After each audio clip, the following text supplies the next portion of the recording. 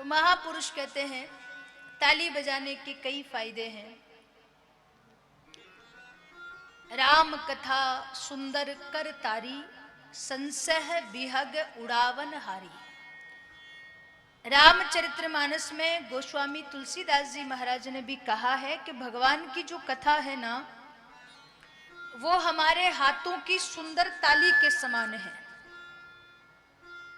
कभी हमारे घर की छत पे अचानक कई सारे पक्षी आकर के बैठ जाए और उन्हें भगाना हो तो माताएं ताली बजाती है, भग जाते हैं। ऐसे ही हमारे मन में कई बार संशय के पक्षी, कई बार अभिमान के पक्षी, कई बार अहंकार के पक्षी आकर बैठ जाते हैं। तो महापुरुष कहते हैं कि अब अगर कभी लगे कि अहंकार बढ़ रहा है, अभिमान बढ़ रहा है, तो फिर कथा का आश्रय लेना चाहिए, कथा में जाना चाहिए। जैसे भगवान हमें प्रेरणा दे, ठीक वैसे वैसे हमें अपने जीवन को यापन करना चाहिए। अच्छे कर्म करते रहिए। चलते चलते अगर जीवन में कभी कोई रुकावट नहीं आए, कोई परेशानी नहीं आए, तो वहां थोड़ा सतर्क हो जाइए, थोड़ा सावधान हो जाइए। महापुरुष कहते हैं कि सत्य की राह पे चलना थोड़ा कठिन है,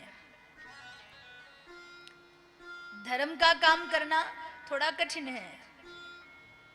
सत्य की राह है तो हरी भरी, पर चलना थोड़ा कठिन है। कई बार लोग कहते, बोले महाराज हम इतनी कथा सुनते हैं, इतना भजन करते हैं, इतनी बार जल चढ़ाते हैं, फिर भी हमारे घर में परेशानियां ही परेशानियां आती है। और हमारा पड़ोसी कभी मंदिर नहीं जाता, कभी 2 रुपया दान नहीं करता, उसके घर में देखो सब भरा पूरा है। एक संत ने कहा है कि हमारा ये जो जीवन है ना, ये यूसेफ के एक पाइप जैसा है,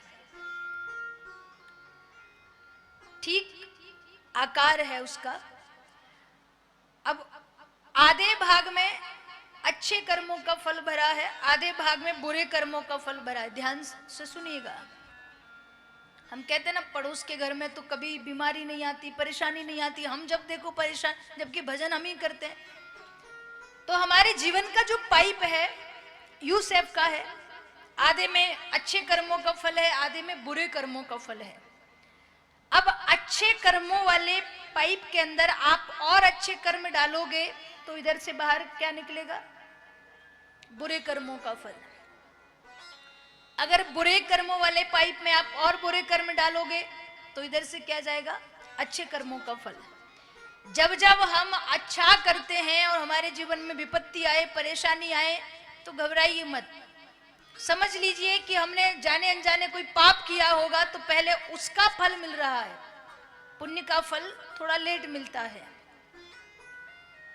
गलत रास्ते पर कोई जाए, रुकावट नहीं आएगी। गलत काम कोई करे, कोई बाधा ही नहीं आएगी।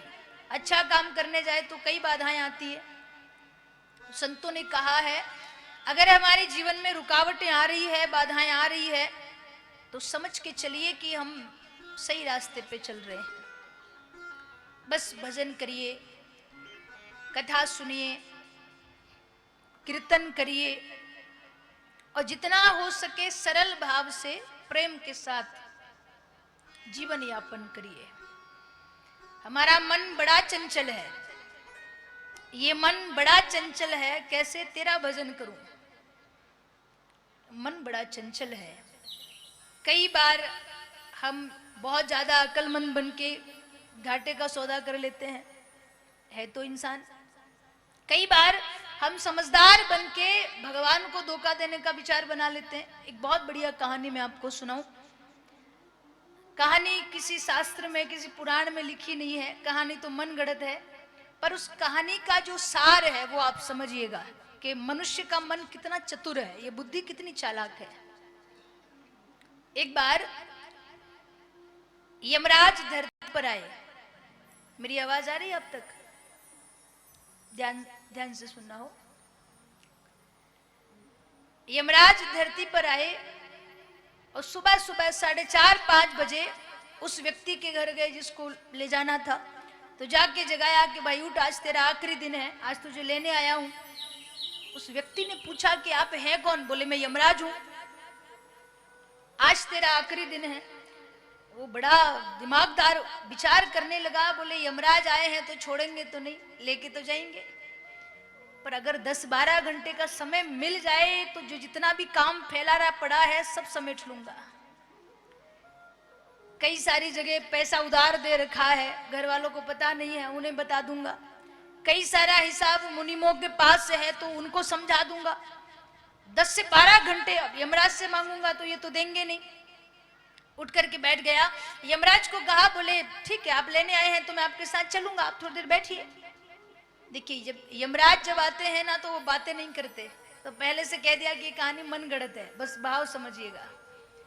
उस व्यक्ति ने कहा कि आप थोड़ी देर बैठिए मैं आपके साथ चलूंगा। यमराज को बिठाया, यमराज ने कहा अब चलें। व्यक्ति ने कहा कि चलें तो सही, पर मैं दिन की शुरुआत चाय के साथ करता हूं, अगर आपको कोई परेशानी नहीं हो तो एक चाय बना लूं फिर चलें। यमराज कहे ठीक है। उस व्यक्ति ने अपना चतुर दिमाग लगाया, 2 कप चाय बनाई, 1 कप चाय में नींद की दवाई मिला दी, और जो नींद की दवाई वाली चाय थी वो यमराज को पिला दी, जो सादी चाय थी वो खुद ने पी ली।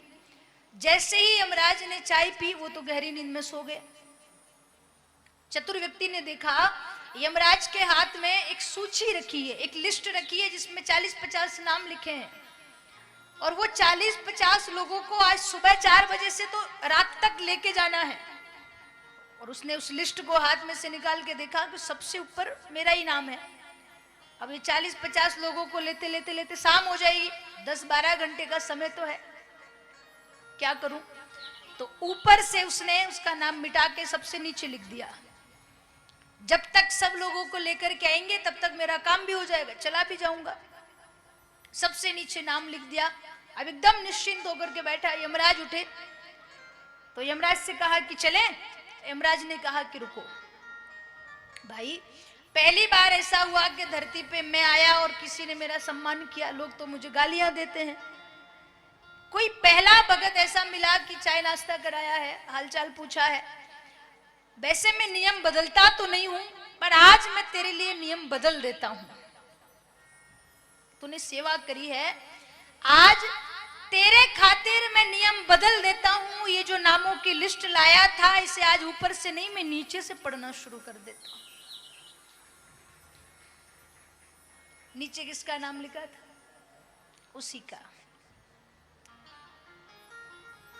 संत कहते प्यारे, हानि लाभ जीवन मरण यश अपयश विधि हाथ, ये हमारे हाथ में नहीं है। कई बार भाइयों की शिकायत होती है, हम तो बड़े परेशान हैं गुरुजी, आपके साथ ले चलो। परेशानी का कारण, बोले ये बहुत लड़ती है, बहुत शक करती है, तो कहीं ना कहीं शक करने की बजाय आपने दी होगी उनको। जीवन में कोई ऐसा काम मत करिए कि परिवार में कोई बाधा आए। पति पत्नी का जीवन दूध और पानी की तरह होता है। 1 लीटर दूध में अगर 10 लीटर पानी भी डालोगे तो अलग अलग नहीं दिखेगा, पर अगर 1 लीटर दूध में 2 बूंद आप नींबू के डाल दीजिए तो दूध और पानी अलग अलग हो जाएगा। संत कहते कि वो नींबू का रस झूठ है, कपट है, छल है। अगर आपके रिश्तों में भी नींबू का रस डलेगा तो कहीं ना कहीं रिश्ते में दरार आएगी। झूठ मत बोलिए, जो है उसे स्वीकार करिए। ये मत सोचिए कि हमसे गलती हो गई अब क्या होगा, इंसान से गलतियां होती है, ये गलती का ही पुतला है, नहीं चाहोगे तो भी गलतियां होगी। गलती स्वीकार करना जिस दिन सीख लिया दुनिया में, उस दिन आपको कोई नहीं हरा सकता, ये याद रखिए।